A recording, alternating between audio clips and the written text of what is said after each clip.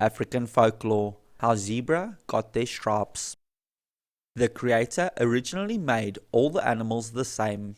After some time, they became bored with looking alike, so they asked the creator if he could do something to help them. The creator agreed and spent many weeks making different coats and horns of varying styles, shapes, and sizes, so that the animals could put them on like a onesie and they could all look different. Tall ones, short ones, fat ones, and thin ones. You name it, he had the perfect outfit ready and waiting. Have you ever been to a costume hire shop? Well, the creator's studio soon looked just like that. When he had finished all the beautiful designs, he invited the animals to come along and choose whatever they liked, and they could add as many accessories as they wanted. The animals were very excited. They gathered together and eagerly flocked to see the new creations. Except the fat zebra, who was too busy eating juicy green grass for dinner. Zebra was well known for his love of food, and nothing would come between him and his mealtimes. Zebra was extremely full by the time he had finished eating, and wandered along slowly to see the creator.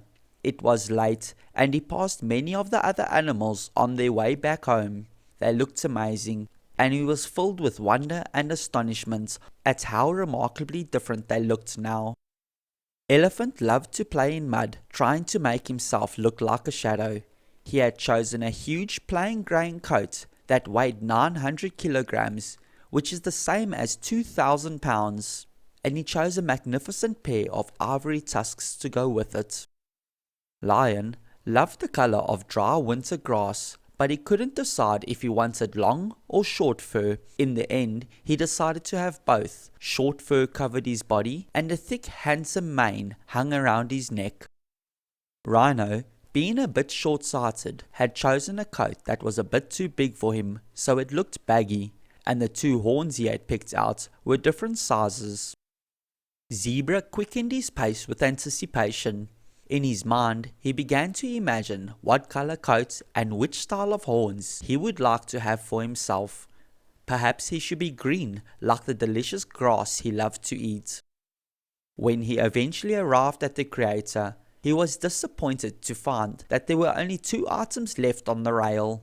They were rather plain, but as there was nothing else to choose from, the zebra had to take it.